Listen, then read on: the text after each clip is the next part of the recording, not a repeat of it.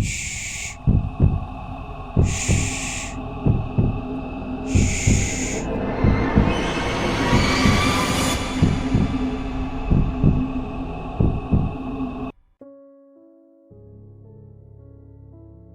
Every season comes with its different experiences, some good and some other way round.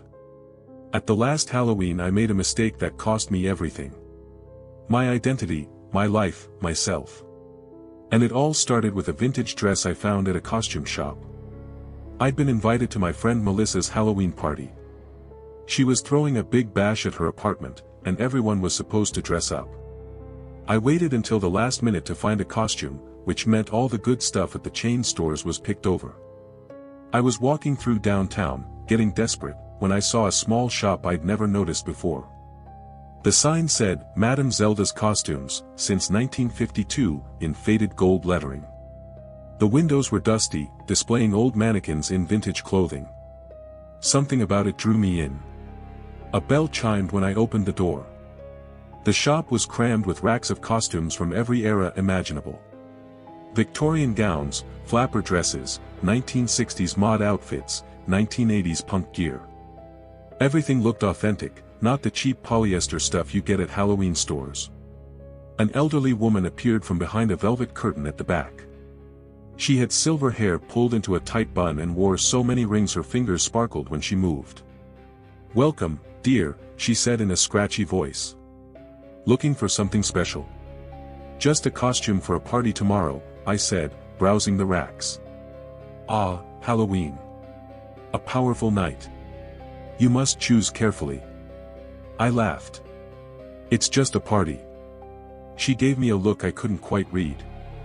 Nothing is ever just anything on All Hallows Eve. I found it about 10 minutes later.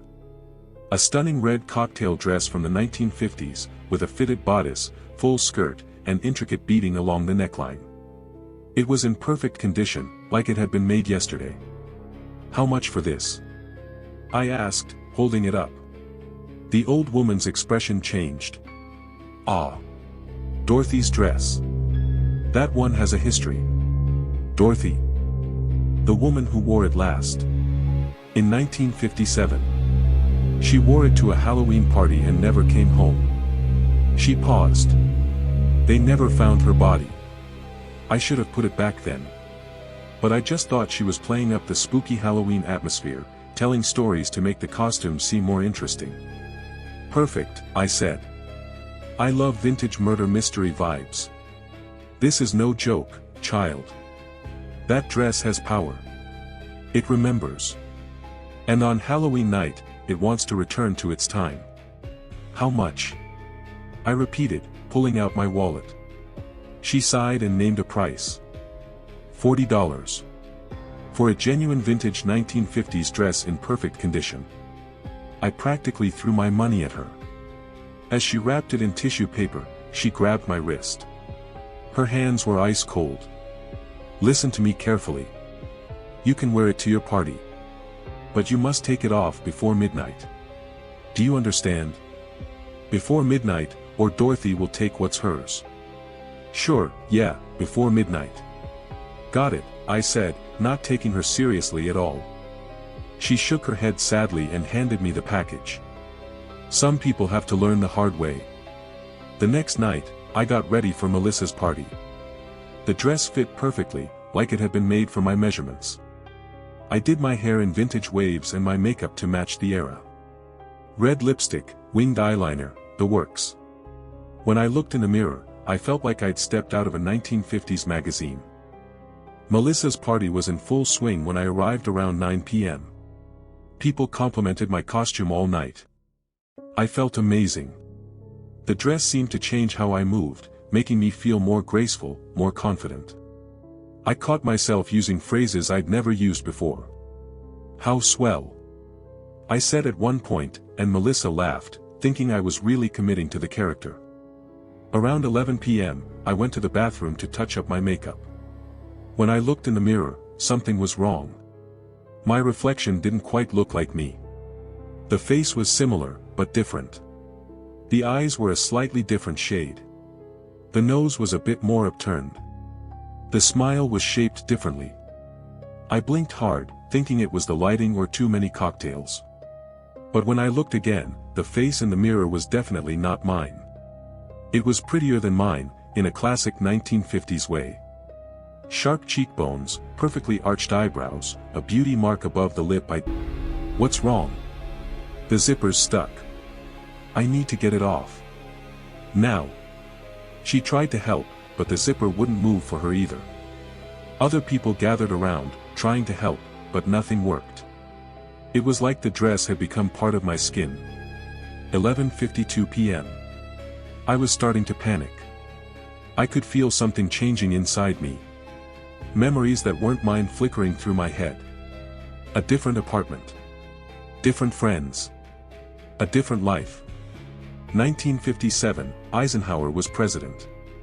I just bought this dress at Macy's for the Halloween party at the Starlight Lounge. No, I said out loud. No, those aren't my memories. Melissa grabbed my shoulders. Rachel, you're scaring me. What's happening? I don't know, I said, and I realized my voice sounded different too. A slightly different accent, a 1950s mid-Atlantic tone. I need to get back to the shop. The woman who sold it to me, she'll know what to do. 11:56 p.m. I ran out of the apartment, ignoring Melissa calling after me. I ran down the stairs and onto the street. It was a 10-minute walk to the shop, but I only had 4 minutes. I ran as fast as I could in vintage heels, the dress's full skirt swishing around my legs. The world looked strange now. The cars looked wrong, too modern. The buildings looked wrong. I kept seeing double, the street as it was now overlaid with how it looked in 1957. 11:58 p.m. I reached the block where the shop should be. But it wasn't there.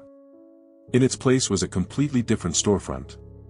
A cell phone repair shop that looked like it had been there for years. No, no, no, I said, running up to the window. I could see my reflection in the glass. It wasn't my face anymore. It was fully Dorothy's now. A beautiful 1950s woman in a red dress, looking terrified. 11:59 p.m. I felt something shift inside my head. More memories flooding in, drowning out my own. Dorothy's childhood. Her job as a secretary. Her boyfriend James who proposed last week. The party she was going to tonight. My name is Rachel, I said out loud, trying to hold on to myself. I'm 26. I'm a graphic designer. I live in apartment 4B. My name is Rachel. But even as I said it, I wasn't sure anymore. Was I Rachel? Or was I Dorothy? The memories were getting confused. Midnight. The church bell on the corner started tolling. With each bell, I felt more of Rachel slip away. By the 12th toll, she was gone completely. I looked down at myself. Dorothy Crane, wearing my beautiful new red dress. But where was I? This wasn't the Starlight Lounge. The street looked all wrong. The cars were wrong. Everything was wrong. I started walking, confused and frightened. I needed to find James. He'd explain what was happening.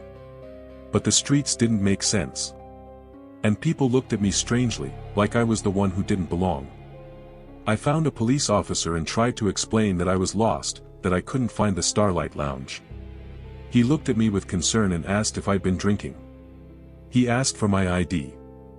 I gave him my pocketbook and he looked at the license inside. Ma'am, this ID expired in 1959. Where did you get this? What do you mean expired? I just renewed it last month. He called for backup. They took me to the hospital. The doctors ran tests. They showed me a calendar. 2024, they said I was having some kind of episode, maybe drugs, maybe a mental breakdown. I tried to tell them I was Dorothy Crane. But when they looked her up, they found records of a missing person from 1957. They showed me the news articles. Dorothy Crane had disappeared on Halloween night after leaving for a party. She was never found. That's me, I said. I'm Dorothy Crane. Ma'am, that woman has been missing for 67 years. She'd be 93 years old if she were alive. But I looked in the mirror, and I was young. 26. The age Dorothy had been when she disappeared.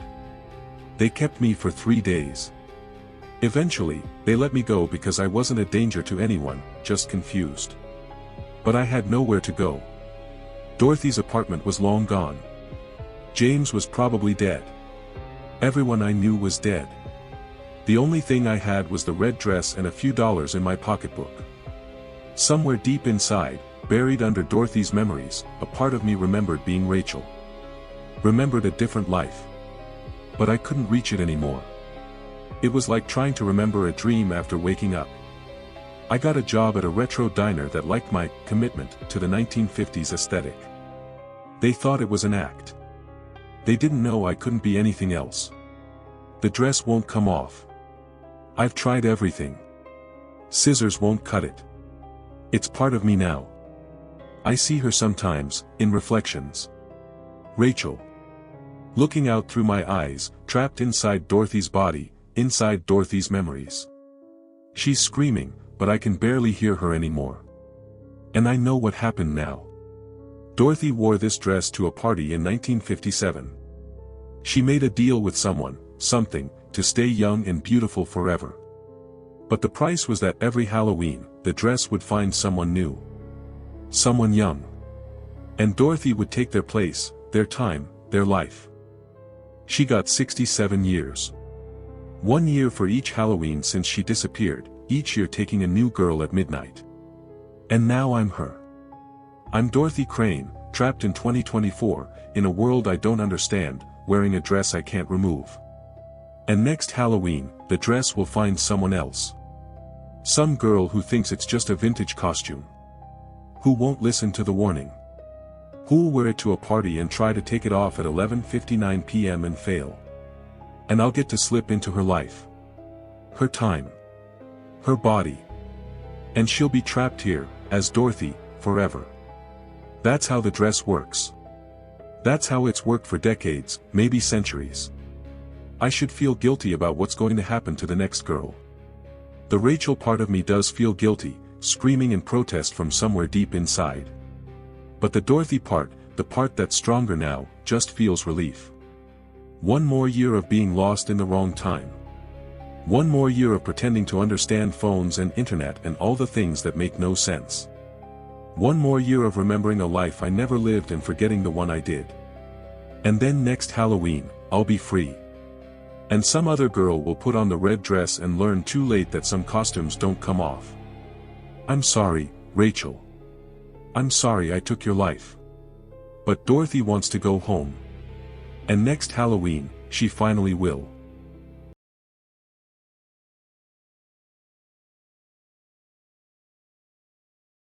Last Halloween, I went to what I thought was just another costume party. I'd been invited by a coworker named Jake who said his friend was throwing a massive warehouse party downtown. The kind with a DJ, open bar, and hundreds of people. I'd been looking forward to it all week. I dressed as a vampire. Nothing too elaborate, just a cape from Spirit Halloween, some fake fangs, and pale makeup. I looked decent enough. Jake was supposed to meet me there, but when I texted him around 9 p.m. asking for the exact address, he sent me a location pin with a message, basement entrance around back. Password is Sawin. You're gonna love this. I Ubered to the address, which turned out to be an old converted warehouse in the industrial district. I could hear bass thumping from inside, and there were already a bunch of people smoking outside, all in costumes. A witch, a zombie, a couple dressed as Bonnie and Clyde. Normal party stuff. I walked around to the back like Jake said and found a metal door with a bouncer standing next to it. Big guy, maybe 6 feet 4 inches, dressed in what looked like an executioner costume. Leather hood, the whole deal. Password, he asked in a deep voice. Sawin, I said, feeling kind of silly. He nodded and opened the door. I walked into a concrete stairwell that led down. Red lights lined the stairs, and I could hear different music now. Not the EDM from upstairs, but something older. Jazz, maybe? Or swing music? I descended the stairs and pushed through another door at the bottom. The party hit me immediately. It was packed with people, all in incredible costumes. And I mean incredible. These weren't Spirit Halloween specials like mine. These were movie-quality period pieces. I saw people dressed as Marie Antoinette, as Victorian gentlemen, as medieval knights, as flappers from the 1920s. The detail was insane. The space itself was this huge basement room with exposed brick walls and concrete floors. There were candles everywhere, providing most of the light. A band was playing live music in one corner, actual instruments, all dressed in old-fashioned suits. People were dancing, but not like the grinding and jumping you see at normal parties. They were doing partner dances, waltzes, stuff I'd only seen in old movies. I felt immediately out of place in my cheap vampire costume. A woman approached me almost immediately. She was dressed as Marie Antoinette, and her costume was stunning. The wig, the makeup, the elaborate dress with actual boning and layers. She must have spent thousands on it. "You look lost," she said with a smile. Her accent was strange, formal. "First time at the gathering?" "Yeah," I said. "My friend Jake invited me." "This is, wow. These costumes are incredible." "Thank you," she said, looking down at her dress. "I've been preparing for quite some time. I'm Sarah." We talked for a while. She was charming, funny, and seemed genuinely interested in me despite my terrible costume. She got me a drink from the bar, something in a crystal glass that tasted like bourbon but smoother than anything I'd ever had. "So what is this party exactly?" I asked. "Like, is it a historical reenactment thing?" Sarah smiled in a way that made me uncomfortable for the first time. "Something like that. We gather once a year, on All Hallows' Eve. It's tradition." "How long has this been going on?" "Oh, a very long time." Over the next hour, I noticed more strange things. Nobody had phones out. Not a single person was taking selfies or checking Instagram, which was weird for a party this elaborate. The music never stopped, but I never saw the band take a break. And everyone seemed to know each other, greeting people with familiarity, but nobody seemed to know who Jake was when I asked. Around midnight, the music stopped. Everyone gathered in the center of the room, forming a circle. Sarah took my hand and pulled me along. "What's happening?" I asked. "The toast," she said. "The most important part of the night." An older man dressed in what looked like 18th century clothing stepped into the center of the circle. He raised a glass and began speaking in a language I didn't understand. Latin maybe? Everyone else raised their glasses too. Sarah handed me another drink, and I raised mine along with everyone else. The man finished speaking, and everyone drank. I drank too. The liquid was bitter this time, burning my throat. That's when I started feeling wrong. The room spun a little, and the candlelight seemed to pulse. I looked around and noticed for the first time that nobody was casting shadows properly. The light would hit them, but their shadows were wrong.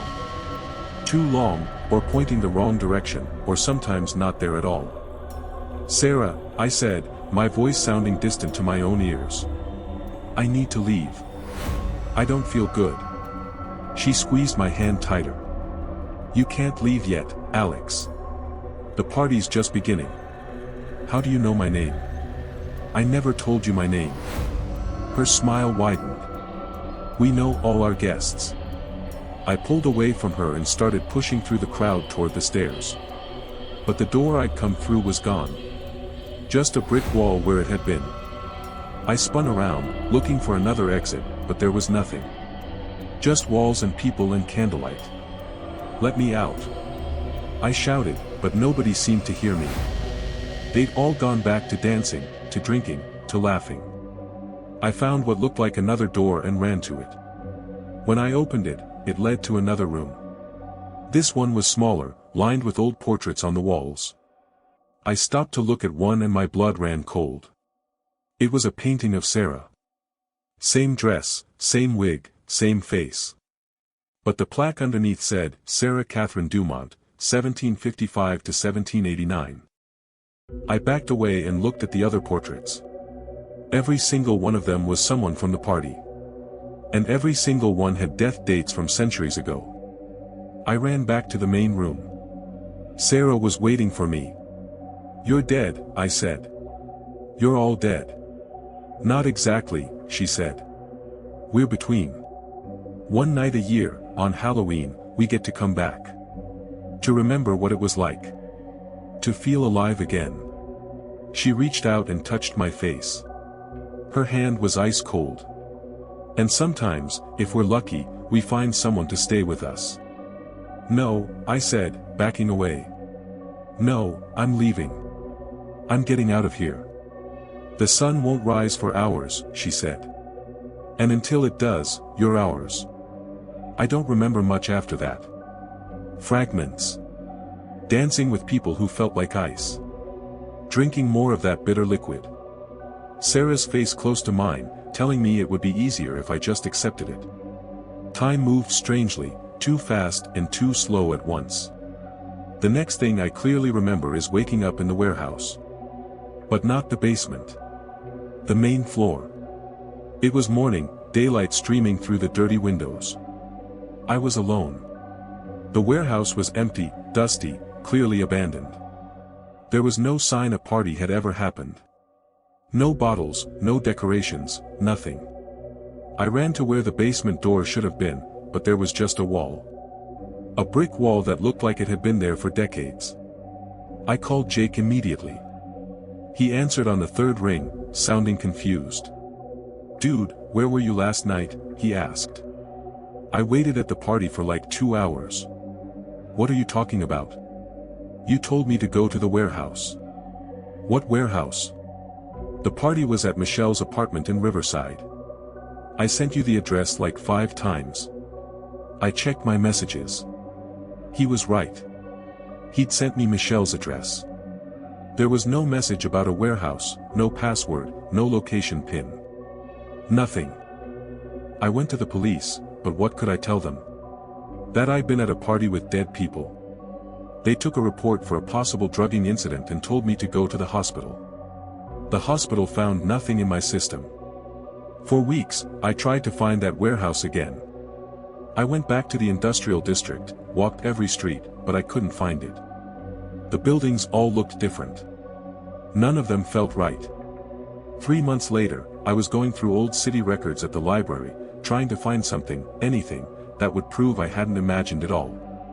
That's when I found it. A newspaper article from 1923 about a Halloween party that ended in tragedy. A basement party in a warehouse where a fire broke out. 37 people died, trapped in the basement when the exit collapsed. There was a photograph with the article. A group photo of the party attendees, taken earlier that night. And right there, in the second row, was Sarah Catherine Dumont. Or someone who looked exactly like her. The caption identified her as Sarah Dumont, a schoolteacher. I still have the article. I look at it sometimes, trying to convince myself I'm crazy, that it was drugs or a breakdown or anything that makes sense. But I know what happened. I know what I saw. And now it's Halloween again. And last week, I got a text from an unknown number. Just 3 words. "See you soon. I'm not going out tonight. I'm staying home with the lights off and the door locked. Because I know what happens if they find me again. Last time, I escaped when the sun came up. But Sarah told me something before I lost consciousness that night. Something I've tried to forget but can't. She said, the second time, you don't get to leave.